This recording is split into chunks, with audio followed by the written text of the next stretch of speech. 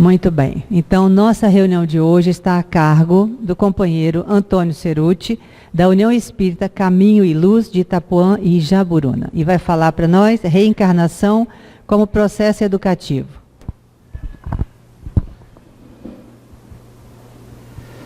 Boa noite a todos. Boa noite. O pessoal está desanimado. Que o Mestre Jesus nos abençoe nessa noite de estudo. A gente trouxe como tema de reflexão, tema de discussão hoje, a reencarnação como processo educativo.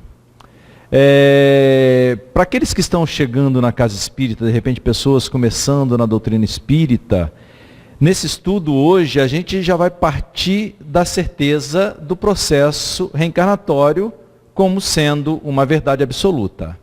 Então nós não vamos, nesse estudo de hoje, levantar o questionamento ou tentar explicar o processo reencarnatório. A gente vai trabalhar o tema de que a reencarnação é uma realidade, é um presente divino para nós, e que esse processo é o processo que vai fazer o espírito, através da sua educação, chegar àquilo que Jesus, aquele convite que Jesus nos faz, para sermos perfeitos, como perfeito é o nosso Pai que está no céu. Lógico que uma perfeição, não como a divina, porque nós não seremos deuses, mas uma perfeição relativa àquela que é possível aos espíritos, como esse ser que não vai ter fim. Então, para a gente trabalhar, vale a pena também abrir uma brecha no início para o que se vem a ser educação. E a gente vai começar exatamente trabalhando isso. O que é educação? Porque normalmente quando se fala em educação, o que vem na nossa mente é a vida acadêmica. E muitos pais, inclusive, que é um dos grandes problemas da nossa sociedade atual, é delegar para as escolas a responsabilidade da educação dos seus filhos. E aí nós vamos encontrar essa problemática que nós temos hoje na nossa sociedade, de escolas que não dão conta de fazer a verdadeira educação, porque extrapola a sua área, a família acaba abandonando. Então, um conceito bastante amplo de educação que nós trazemos, educação vem a ser o processo de socialização dos indivíduos.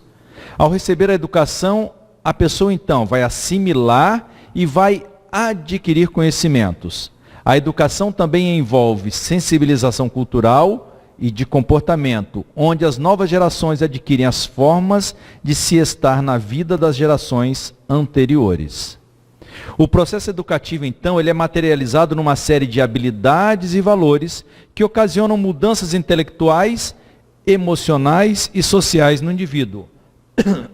De acordo com o grau de sensibilização alcançado, esses valores então podem durar toda a vida ou apenas durante um determinado período de tempo. Então, nesse conceito bastante amplo do que vem a ser educação, é que a gente vai trabalhar o processo da reencarnação. O que é a reencarnação, se não exatamente proporcionar a nós a capacidade de atingirmos isso que está sendo proposto pelo conceito de educação. Ou seja, nós temos que trabalhar as nossas habilidades, nós temos que trabalhar os nossos valores, nós temos que trabalhar as nossas mudanças intelectuais, emocionais. E como fazer isso, se não através do processo reencarnatório? Por que será que nós temos tanto medo da morte? Trazemos de outras encarnações, trazemos dessa encarnação, quando nascemos em berço não espírita, o conceito de céu e de inferno. E se nós temos o conceito de céu e inferno dentro de nós, quem tem coragem de morrer? Quem é capaz de falar, eu não tenho defeito e eu vou para o céu? Então temos que ter medo da morte. Então, o processo reencarnatório vem ser esse presente divino para que nós possamos, através de um processo de caminhada, chegarmos aí sim à perfeição de que nós precisamos. A um controle emocional, a um controle social, a saber viver então e ter todas as habilidades que nós precisamos. Quando Kardec questiona aos benfeitores espirituais, né, se nós teríamos um modelo para seguir, o modelo que ele nos dá, que eles nos oferecem, que eles falam então, é Jesus, o nosso guia e modelo. Aquele que foi responsável, inclusive, pela formação do planeta Terra. E que nos acompanha, então, desde aquela época. E o Espírito que vai servir para que nós possamos ter como a nossa imagem, para que nós possamos usá-lo como sendo, então, o nosso modelo. Normalmente, quando nós falamos isso, principalmente em grupos de estudo, como estudo sistematizado da doutrina espírita, nossos grupos de ESD, parece ser uma coisa um pouco estranha a gente falar que um dia nós seremos espírito crístico, assim como Jesus. Numa determinada ocasião, na casa que a gente frequenta, a gente coordenando um grupo de ESD, tinha um rapaz jovem, de seus 25 anos, que era pastor da igreja da Assembleia de Deus e frequentava o nosso grupo de ESD. E num dia, quando a gente falando sobre isso, que um dia nós seremos um espírito crístico, seremos tal qual Jesus, seremos perfeitos nessa perfeição relativa possível ao espírito, ele falou: Ceruti, aí para mim já chega.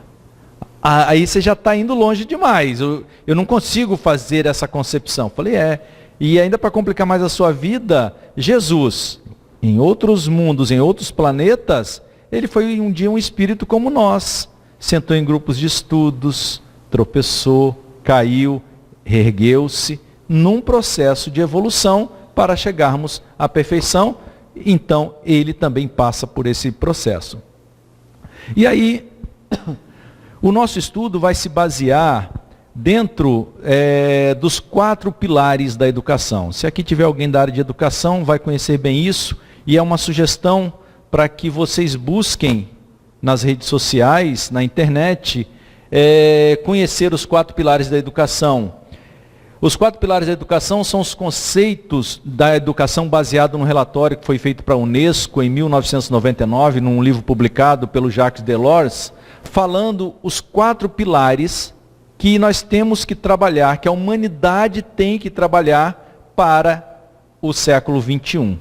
São os 4 pilares, então, que a educação a nível mundial vai trabalhar para que possa formar, assim, o homem do futuro. E aí nós vamos analisar cada um deles, vendo como o processo reencarnatório exatamente se coloca dentro desses 4 pilares. Então, para Jacques Delors, os 4 pilares da educação, o primeiro deles é aprender a conhecer. E nós vamos para cada um deles trazendo o processo reencarnatório. O que diz Jacques Delors? Aprender a conhecer é quando tornamos prazeroso o ato de compreender, descobrir ou construir o conhecimento.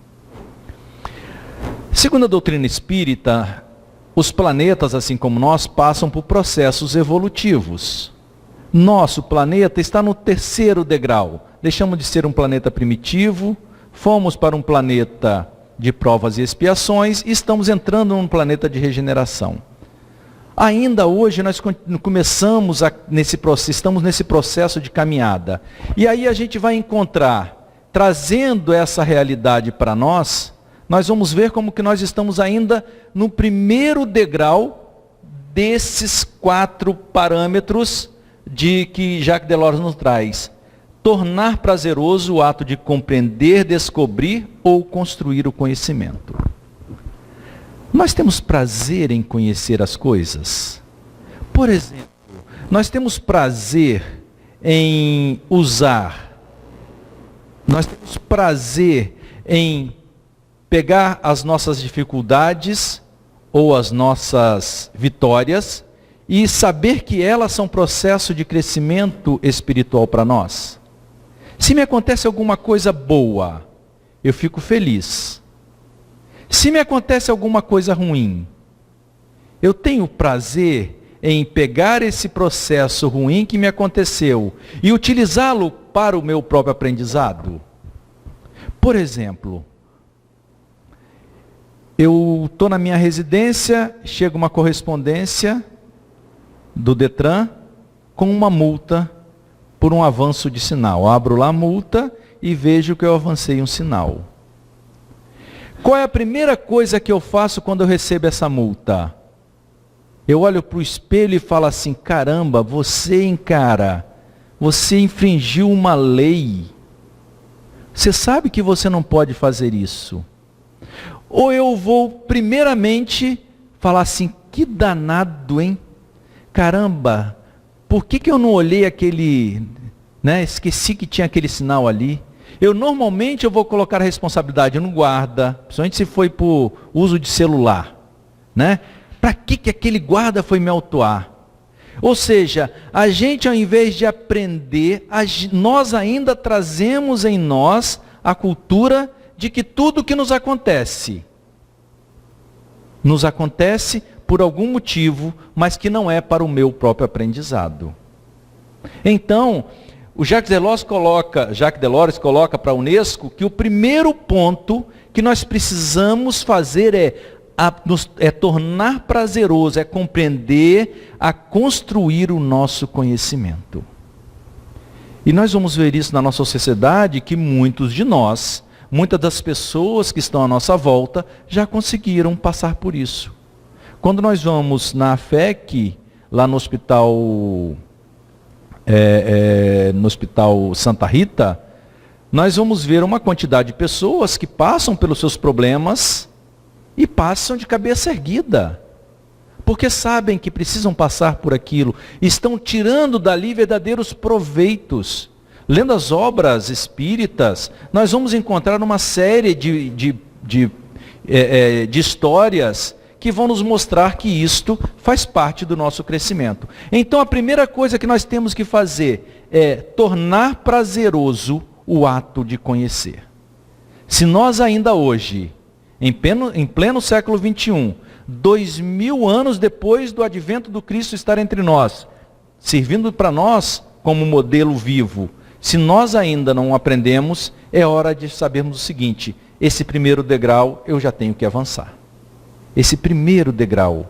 Olha como é que parece distante ainda para a gente a perfeição. E aí a gente fica se questionando, por que eu sou tão infeliz? Por que as coisas são tão difíceis na minha vida? Porque eu ainda não aprendi que tudo isso faz parte da necessidade do meu crescimento espiritual. O segundo pilar, depois que eu aprender então a conhecer, eu tenho que aprender a fazer. E vejam se não é isso que o processo reencarnatório vai fazer conosco. Me dar a oportunidade, vai me dando a oportunidade de aprender. Depois que eu vou aprender a conhecer as coisas, eu vou começar a aprender a fazer. Lendo as obras, principalmente A Vida no Mundo Espiritual, nas grandes obras de André Luiz, na psicografia de Chico Xavier, nós vamos ver as várias histórias, através de seus romances, da necessidade que os espíritos têm e imploram a espiritualidade no processo reencarnatório para virem com determinadas atividades.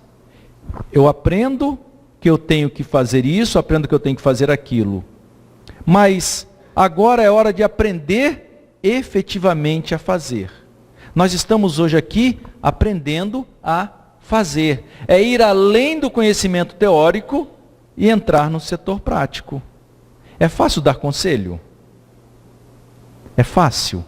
Muito fácil, não é? Dar conselho é a coisa mais linda que existe. Mas e fazer? E fazer? Esta é a necessidade do processo reencarnatório. É quando eu aprendo a teoria e agora eu falo, agora eu quero a tarefa. Agora eu vou fazer. Agora eu vou entrar naquela casa espírita e vou trabalhar. Quando me chamarem para uma tarefa, eu vou estar ali voluntariamente. Como a maioria acontece, né? Eu acredito que a casa Irmão Tomé, como todas as outras, não tem esse problema. A gente chama alguém para evangelização e aparece aquela fila de voluntários para evangelização. Aprender a fazer. Segundo passo, segundo ponto do processo de educação do espírito.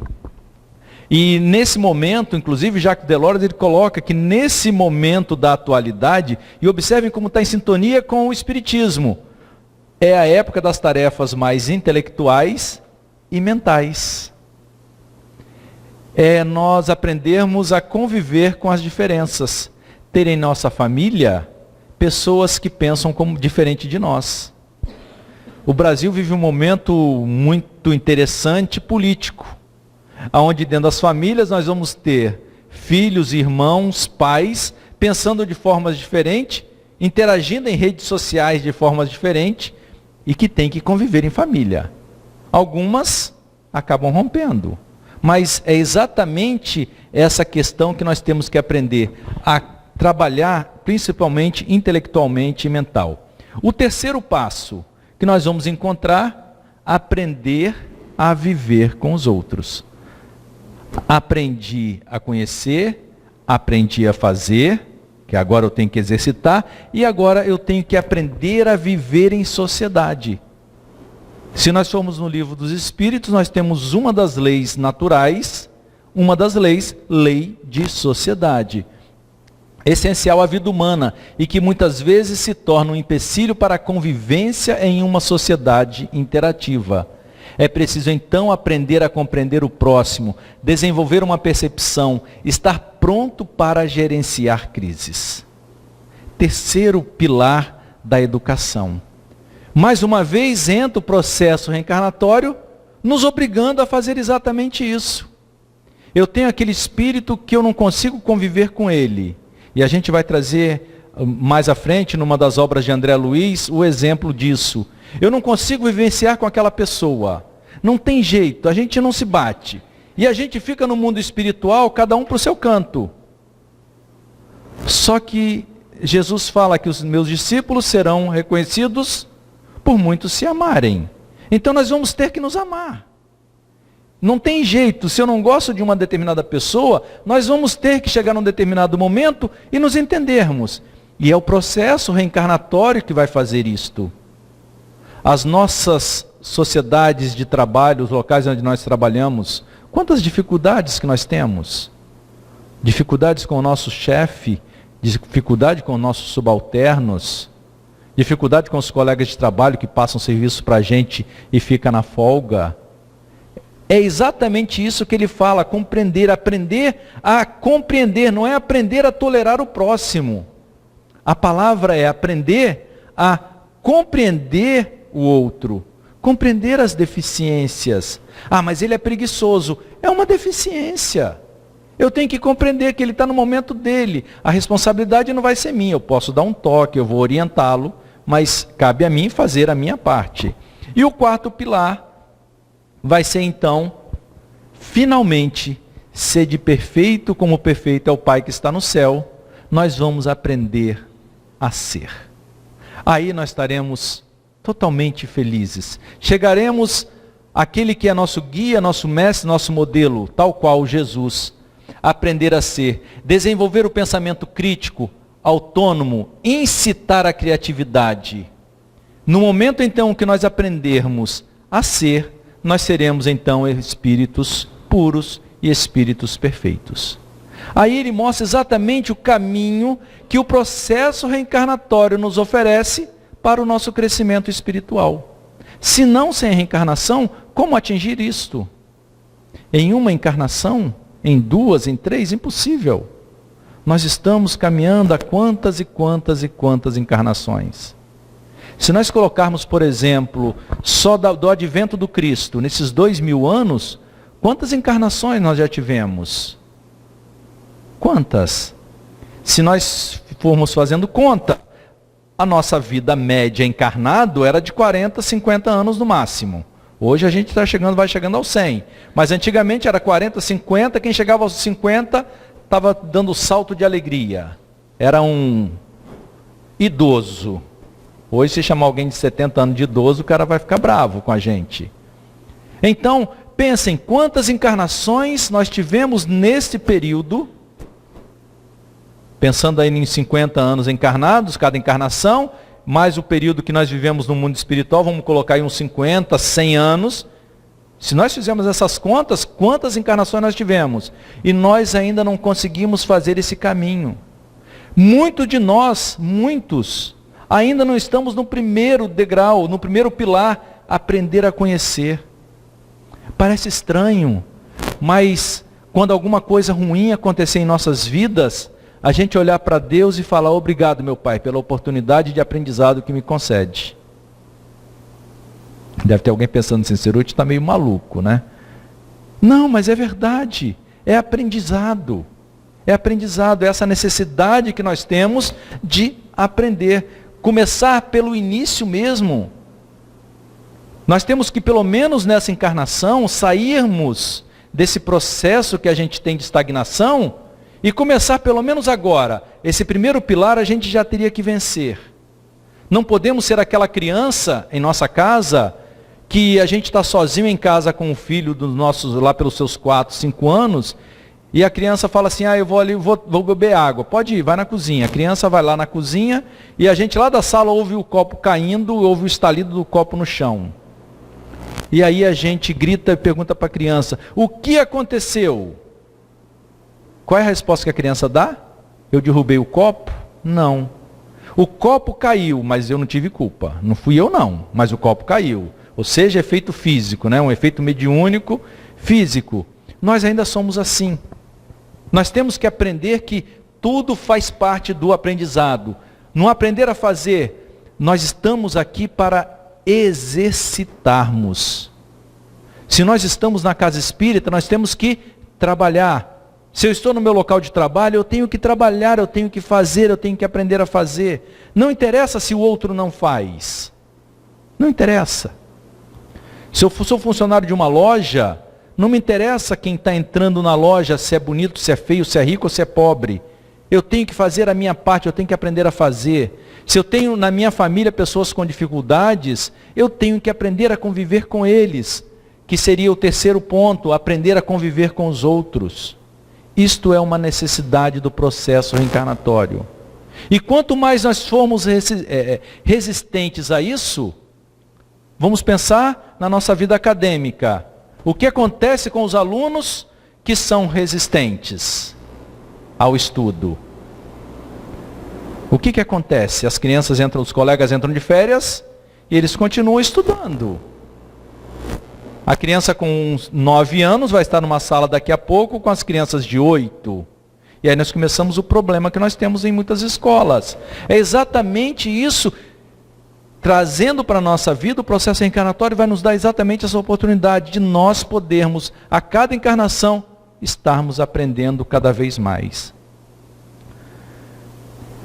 E o professor Hippolyte Léon Denis Arrivaio, já adotando o pseudônimo de Kardec, mas eu vou tomar liberdade de trazer como o Hippolyte Léon Denis Arrivaio, falando, esse grande educador, um dos grandes responsáveis pela educação da França naquela ocasião, naquela época.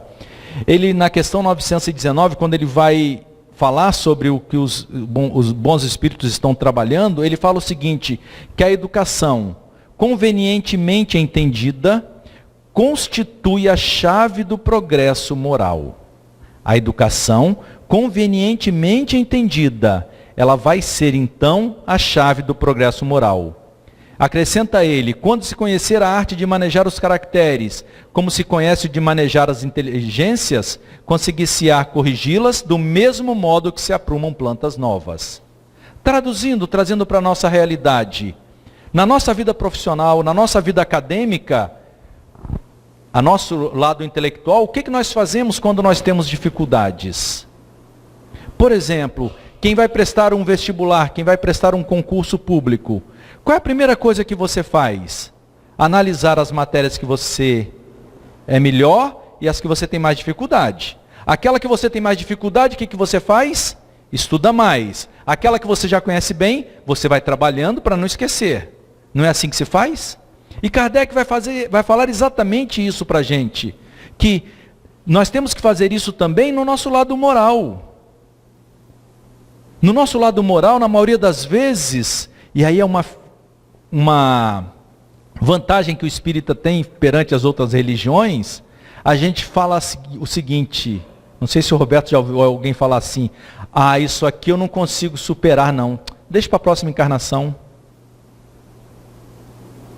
Quantos de nós usa essa frase? Quantas vezes nós usamos essa frase? Coisa que só o espírita pode, porque é reencarnacionista. Os outros, como não acreditam na reencarnação, não vão poder fazer. Não, não é isso que nós fazemos na nossa vida acadêmica, não é isso que nós fazemos na nossa vida profissional. Se eu quero galgar um degrau dentro da empresa, o que eu faço? Eu não me esforço cada vez mais?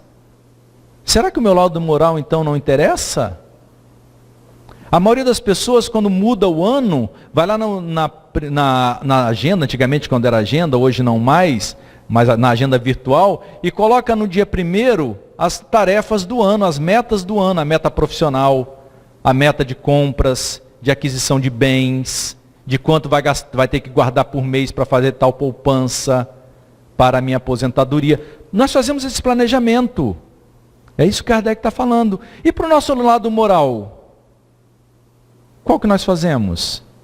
Planejamos a nossa aposentadoria física, nós normalmente trabalhamos para ela. Mas e a minha aposentadoria em termos de felicidade futura? Acabar com minhas dores. O que eu estou fazendo por isso? Então nada mais é do que nós manejarmos a nossa vontade para vencermos as dificuldades. Não adianta querer dar um passo muito longo. O passo tem que ser devagar. Reconhece-se o verdadeiro espírita pelo esforço que faz em domar suas más tendências. Mas vamos começar a fazer isso. Vamos fazer quando estudamos para o vestibular. Vamos pegar as nossas deficiências. Então, se eu sou aquela pessoa que eu gosto muito de olhar os defeitos alheios, e vou botar como meta, hoje eu só posso olhar 3 defeitos alheios dos outros. Olhei a primeira vez hoje, olhei a segunda, meio-dia já olhei 3 e falo, agora dancei, agora eu tenho que aguentar até de noite sem procurar defeito. E vou ter que passar até de noite. Sem... Não é assim que nós fazemos na vida profissional? Então é assim que temos que fazer na nossa vida moral. Pegar os nossos defeitos, assumir os nossos defeitos e buscarmos a nossa vitória. São os 4 pilares que o Jacques Delors nos traz e traz para a Unesco, para que nós possamos trabalhar na nossa vida. E somente o processo reencarnatório é capaz de nos dar isso.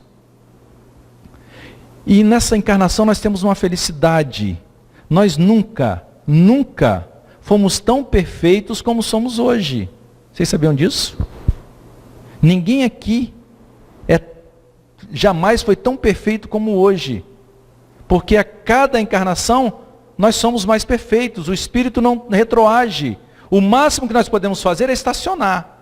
Isso quer dizer que eu nunca fui tão feliz como eu sou hoje. Eu nunca fui tão autônomo, saber usar tão bem o meu livre-arbítrio, como eu sei usar agora. Eu nunca fui tão perfeito como eu sou agora. Então é hora de buscarmos ainda mais burilar esses nossos defeitos, para quando desencarnarmos, estarmos ainda melhor do que quando aqui chegamos. A gente vai trazer, falou que não ia falar sobre o processo reencarnatório, já começando como sendo a verdade e não discutir, mas para aqueles que estão chegando talvez pela primeira vez na casa espírita ou começando, a gente vai trazer no próprio Evangelho de Jesus uma passagem onde Jesus afirma claramente o processo reencarnatório e como é que ele funciona. A gente vai encontrar, que está tanto em Mateus no capítulo 17 como em Marcos no capítulo 9, um diálogo que está acontecendo entre Jesus e os seus discípulos. Os discípulos então interrogam dessa forma Jesus: por que dizem os escribas ser preciso que antes volte Elias? Ou seja, Jesus está conversando com os seus discípulos, e os discípulos de certa forma estão olhando Jesus, estão vendo tudo que ele faz, mas estão assim, mas nas velhas escrituras é necessário que Elias venha antes, e Elias não veio. Será que esse cara é esse cara mesmo que está se falando? É mais ou menos isso que estava acontecendo, trazendo uma linguagem bastante simples, né? Não é necessário que Elias voltasse? Como é que o Senhor pode falar que o Senhor é o Messias? Jesus então responde: é verdade que Elias há de vir e estabelecer todas as coisas. Ou seja, Jesus fala, vocês estão pensando certo. Vocês estão certo. Eu, porém, vos declaro que Elias já veio, e eles não o conheceram e o trataram como lhes aprouve. É assim que farão também sofrer o Filho do Homem. Então, seus discípulos compreenderam que fora de João Batista que Jesus falara.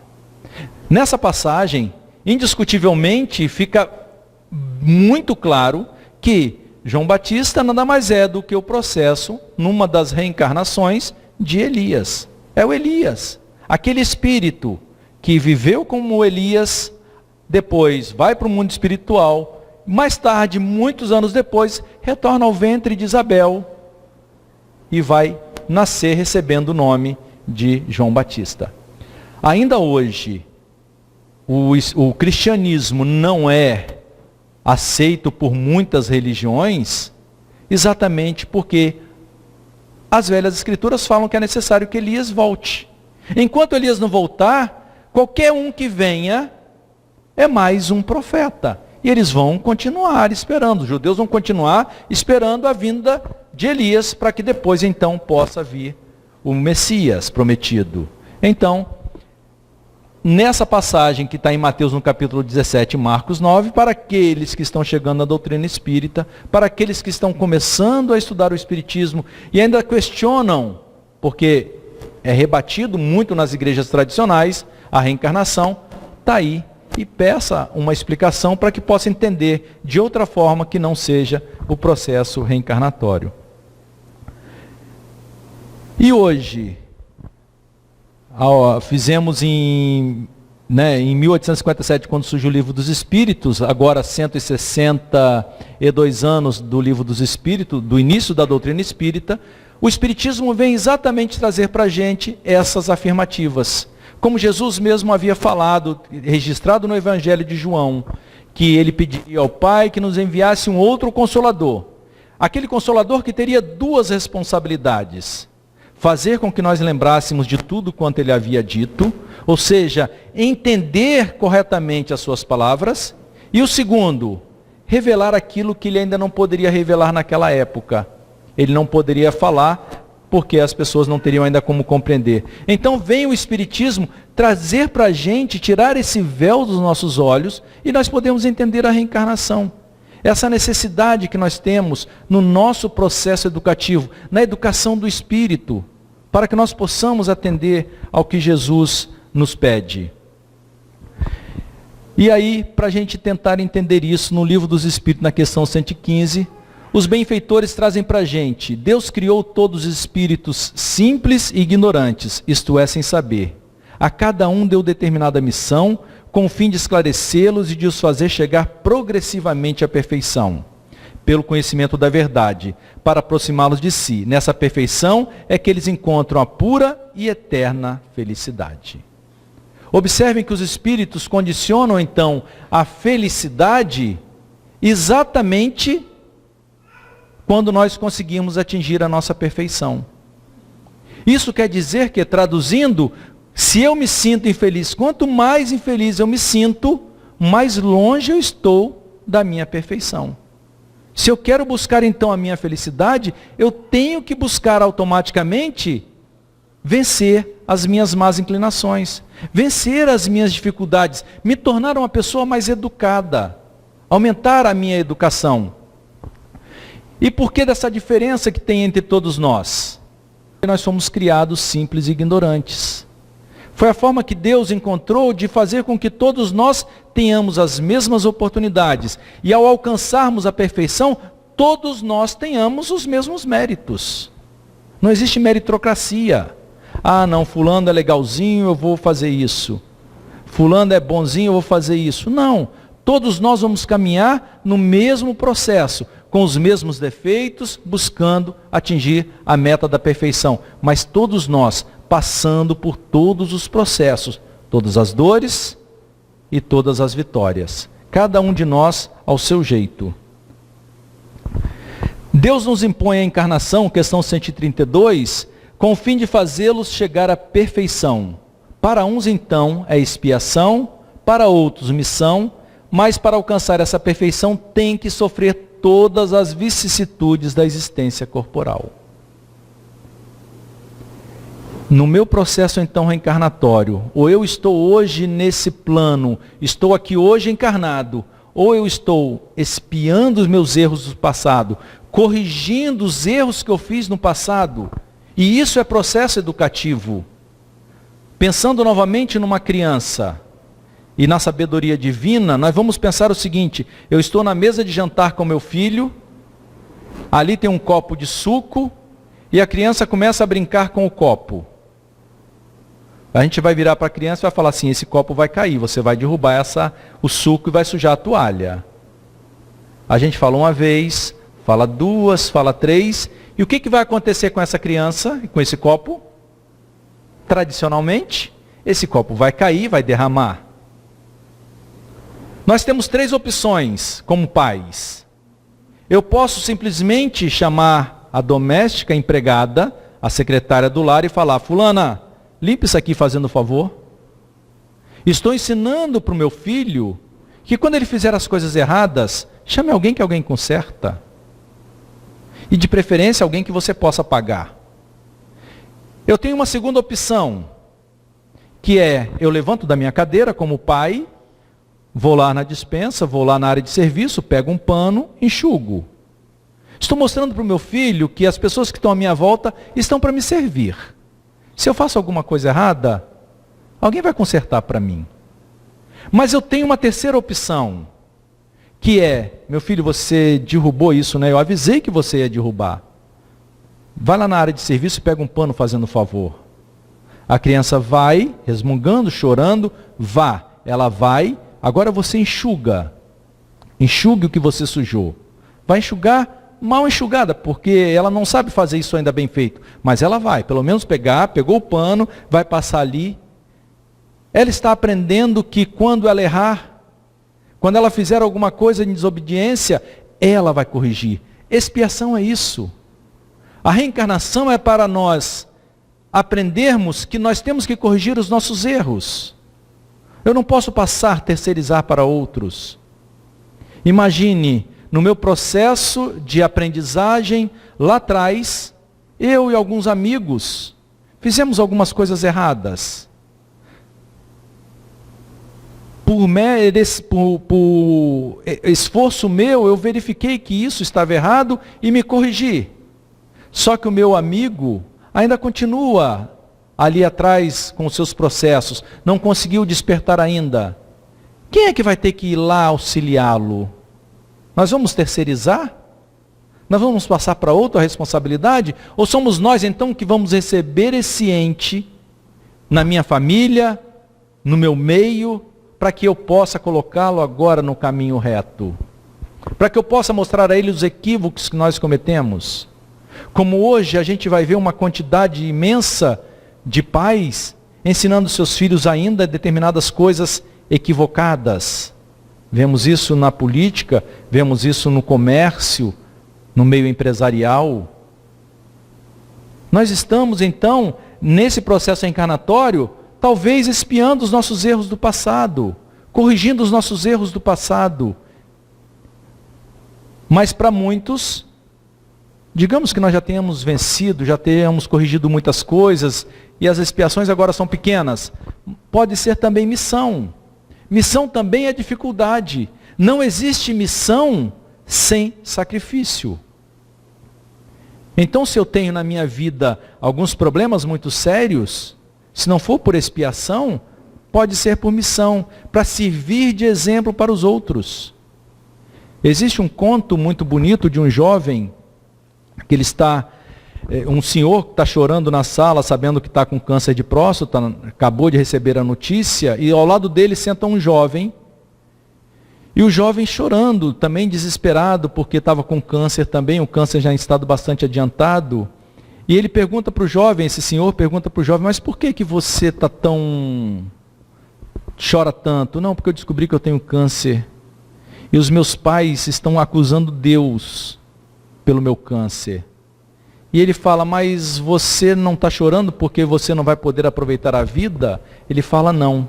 O meu propósito era que eles entendessem que a minha doença é um presente divino, porque por algum motivo eu tenho que passar por isso. E eu quero eu quero ter mais tempo de vida para convencê-los de que isso não é castigo divino. E aí vai ter o diálogo. Aquele senhor triste porque está com câncer e vai morrer logo, quer dizer, tem pouco tempo de vida, já teria efetivamente pela idade, mas está triste porque vai perder a vida. Enquanto o jovem não, ele está triste não é porque ele vai deixar de viver a vida, é porque ele simplesmente queria aproveitar a vida para ensinar aos pais a existência de Deus. E a história vai acontecer e no final, antes do desencarne do jovem, ele consegue ver os seus pais atingindo essa visão. Então, isso também é missão. E para nós alcançarmos a perfeição, então, nós temos que nos esforçar para atingirmos a nossa felicidade. As diferentes existências corpóreas do espírito são sempre progressivas, como nós falamos, e nunca regressiva. Mas a rapidez do progresso depende sempre do esforço que faça para chegar à perfeição. Ou seja, a minha perfeição, o meu melhoramento não é uma coisa passiva. Ela é uma coisa ativa. Eu preciso fazer força, eu preciso ter o meu esforço para alcançar essa perfeição. E a gente vai trazer eu sempre gosto de trazer sugestão de leitura. Tem esse livro, que é de todas as obras de André Luiz, é a obra que, por algum motivo, eu me identifico muito, Entre a Terra e o Céu. Quem não leu, se eu não me engano, é a 4ª ou 5ª obra da série, da Vida no Mundo Espiritual de André Luiz, que começa com O Nosso Lar. Esse livro, Entre a Terra e o Céu, leiam. Vou dar uma sugestão para vocês. Sabe aquela novela? Pense numa novela que você gosta ou numa série. Pensaram? No horário, desliga a televisão, pegue o livro e assista esse seriado ou essa novela chamada Entre a Terra e o Céu. Vocês vão gostar muito mais. E é uma história que ela começa, é uma história atual, mas que ela começa desde a Guerra do Paraguai. Os espíritos vêm num processo reencarnatório. Se você quer saber o que acontece com uma criança ao desencarnar, aqui você vai entender. O que acontece com os suicidas, você vai entender nesse romance. E é um romance mesmo com um final bastante surpreendente. Então, nesse livro, uma partezinha que a gente vai usar para ilustrar esse processo da reencarnação como processo evolutivo, nós vamos encontrar na história Mário Silva, um enfermeiro de extrema competência, ele que antes já havia trabalhado como enfermeiro, era uma pessoa que trabalhava muito com a área de medicamentos, chamado Esteves. Então, nessa encarnação, Mário Silva. A Zulmira, esposa de Amaro, Júlio, filho de Zulmira e Amaro, e Evelina, filha de Amaro com Odila. A Zulmira ela era apaixonada, Mário Silva e Zulmira eram apaixonados na sua juventude, e num determinado momento, a Zulmira abandona o seu noivo e vai se casar com Amaro, que havia ficado viúvo. A trama começa exatamente aí. O Amaro se casando, ficando viúvo, casando-se com a Zulmira, né? E Zulmira que abandona o Mário. E nesse processo, há uma revolta muito grande no enfermeiro, porque havia sido abandonado. Passam-se muitos anos, ele já numa certa idade, e ele começa um dia a sonhar muito com a Zulmira. E começa a ficar martelando. Zulmira volta ao seu campo mental. E só para a gente poder entender, ver, a gente traz até um pedaço, uma passagem. Ele de manhã acorda, conversa com a mãe estranha a forma como ele está, porque ele era uma pessoa sempre alegre. E ele vai conversando com a mãe, falando sobre o sonho que ele teve. Ora, mamãe, a mãe fala assim, você deve ter sonhado com a Zulmira. Ele fala, ora, mamãe, evitemos recordações sem proveito. Zulmira não deve reaparecer em minha memória, e esse Amaro que ela desposou é um ponto negro em meu coração. Creio que o melhor sentimento para eles dois em minha vida íntima é o ódio com que os reúno em minha lembrança. Não desejo revê-los e, francamente, se eu soubesse que residiam aqui, em nossa vizinhança, decidiria nossa transferência para outro rumo. Ou seja, ele tem um verdadeiro ódio a esse casal. Verdadeiro ódio. Só que a história vai fazer com que nós vimos lá atrás a necessidade de viver em sociedade, a necessidade de nós refazermos os nossos laços. E eles estão num processo de 3 encarnações, num processo de luta entre eles. E aí, num determinado momento, esse enfermeiro vai receber do médico, no hospital onde ele trabalha, uma determinada incumbência. Hoje à noite, você vai ter que visitar uma determinada criança. essa criança está com um processo de infecção, ou está com um grupo muito avançado, e não tem jeito, ela está num processo de que vai desencarnar. E você, como enfermeiro, você precisa ir nessa residência para dar o trabalho. Só que antes ele tinha que passar numa determinada residência, ele passa na residência, faz o trabalho de enfermeiro. Coincidentemente, no horário que ele está nessa residência, eles fazem o evangelho no lar e convidam ele para fazer o evangelho no lar. E o evangelho no lar, quando eles pedem que ele abra a leitura preparatória, ele não era espírita, ele abre a leitura preparatória e cai exatamente: reconcilia-te o mais depressa possível com o seu inimigo. Você já deve ter ouvido muitas palestras na Casa Espírita com esse tema. Reconcilia-te o mais depressa. E aí as crianças na família ficam conversando sobre isso, a necessidade da gente refazer a amizade com os coleguinhas quando a gente briga na escola. E aí os pais trazem para isso também que os adultos precisam disso. E ele vai então, à noite, depois dessa reunião, do atendimento a essa pessoa, vai fazer às 10 horas da noite o compromisso de visitar aquela residência onde tem um menor que está para desencarnar com um grupo. E aí, quando ele chega lá, para sua surpresa, quando ele bate a porta, quem abre a porta? Revela-se então a decepção na extrema palidez do rosto. Então refletia acabrunhado: era aquela casa que lhe cabia atender? Se soubesse de antemão, teria solicitado um substituto. Ele vai exatamente na casa de Amaro, o seu grande rival. A criança que precisa ser atendida é exatamente o filho do casal. Não pretendia reaproximar-se dos desafetos dos quais se havia distanciado. Abominava o homem que lhe furtara a noiva e não podia lembrar-se de Zulmira sem observar-se tocado de insólita aversão. Muita vez, rememorando o passado, calculava quanto ao melhor meio de aniquilar-lhe a existência. Por que lhe competia revê-la? Por que salvar o filho? Se experimentava ímpetos de incendiar a casa. Reencarnação. Coloca frente a frente ele, agora com aqueles que ele queria aniquilar.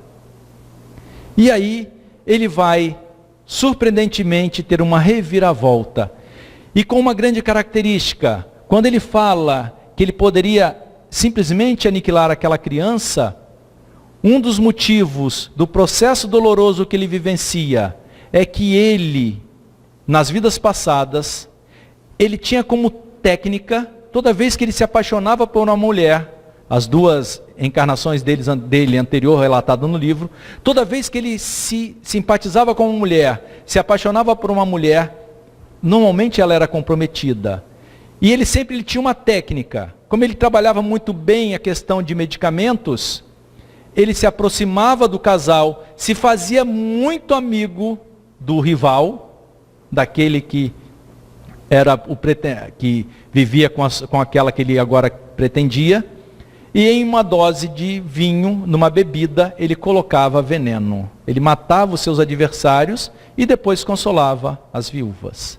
E agora ele, com uma criança para tratar, nada mais fazer do que fazer exatamente isso. Isso vem à sua mente, no seu subconsciente, só que reconcilia-te o mais depressa possível com o teu adversário, que ele havia ouvido na casa anteriormente, faz com que ele vá pensar.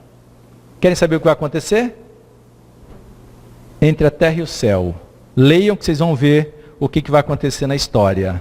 Tá bom? Muito bonito, vocês vão ver o envolvimento. O final é lindo. Tá? E o nome da criança, Júlio, vocês vão ver o tempo todo ele... Só nesse livro a gente vai ver 3 reencarnes do Júlio. 3 desencarnes e 3 reencarnes do menino Júlio, ele ainda como criança. Então, Mário, conforta-me reconhecer, aí o Amaro falando, entre Mário, conforta-me reconhecer que receberemos o concurso de um amigo. Ainda chama ele de amigo. E indicando o quarto próximo, acrescentou: Zulmira está lá dentro com o nosso filhinho. Já me entendi com o médico pelo telefone e sei que o grupo foi positivado. O enfermeiro, impassível, obedeceu maquinalmente, varou a câmara perturbado, lívido. Quando viu a mulher que amara apaixonadamente, trazendo o pequeno ao colo, registrou súbita vertigem de revolta. Isso é só para provocar curiosidade. Agora depois vocês vão ler o livro que vocês vão ver o que vai acontecer. Então a gente vai ver nessa passagem, nessa obra de André Luiz, a necessidade do processo reencarnatório para que a gente possa efetivamente alcançar esses objetivos. E aí, no Livro dos Espíritos, na questão 114, são os próprios espíritos que se melhoram. E melhorando-se, passam de uma ordem inferior para outra mais elevada. Somos nós mesmos que vamos, então, fazer esse trabalho. Então, as dores não são castigo. Tem uma obra chamada Deus Castiga, que por coincidência foi a primeira palestra que eu fiz numa casa espírita, numa brincadeira com José Marcelo, que aqui a grande maioria que deve conhecer, José Marcelo Coelho, né, a gente conversando sobre crianças, e ele havia me chamado para fazer uma palestra, ele marcava na época da Casa do Caminho as palestras, e aí ele falando das crianças, e não sei o que, reclamando das crianças, as crianças tinham acabado de nascer. Aí eu falei com ele, não faz isso não, que Deus castiga. Ele falou, então tá bom, faz a palestra, o tema da palestra vai ser Deus castiga. Agora você vai responder numa palestra. E nesse livro Deus Castiga, Caiba Schutel traz para a gente, é preciso entender muito bem esse termo de castigo. Não somos punidos pelo Pai, nem pela alta espiritualidade. O que acontece e o que o povo chama erroneamente de castigo, nada mais é do que uma reação contrária e muito natural de uma ação mal dirigida. Então é exatamente o que nós chamamos de castigo, nada mais é do que a oportunidade que nós temos do nosso recomeço. E aí a reencarnação nesse processo educativo vai fazer com que nós tragamos nas nossas vidas os dons, as habilidades que nós temos. O processo de evolução vai envolver então todo o desenvolvimento de habilidades para que nós possamos viver cada vez uma vida melhor. E encerrando, a gente traz essa advertência quando nós falamos em reencarnação. Os nossos vícios e os nossos transtornos psíquicos que nós temos, a grande maioria deles formamos nessa existência ou trazemos de outras existências, mas o grande problema é que ao desencarnarmos não estaremos livres deles. O processo o nosso ato do desencarnar não vai fazer com que nós nos livremos dos nossos vícios e dos nossos transtornos psíquicos. São desequilíbrios que necessitam de ajuste e atravessarão as existências até serem tratadas. É um convite que a gente faz de reflexão para nós encerrarmos o nosso estudo. Para nós que temos os nossos vícios, os nossos transtornos, busquemos ajuda o mais breve possível, para não deixarmos resolução disso para uma próxima encarnação, ou pior, quando nós imaginamos, para a vida espiritual. Porque lá será muito mais difícil nós resolvermos os nossos problemas. Aqui ainda, nessa encarnação, temos que vencer os nossos vícios. Estamos falando de vícios morais, de vícios de drogas lícitas, de vícios de drogas ilícitas, vícios de falar, vícios de olhar. Temos que buscar ainda nessa encarnação a solução para que nós, ao desencarnarmos, possamos estar livres desses vícios e fazer a nossa existência futura, a nossa próxima encarnação, a nossa vida no mundo espiritual ainda mais feliz. E assim o importante é que fazendo isso, ainda nessa encarnação, seremos pessoas mais alegres, pessoas mais felizes. Obrigado pela oportunidade e que o Mestre Jesus nos abençoe.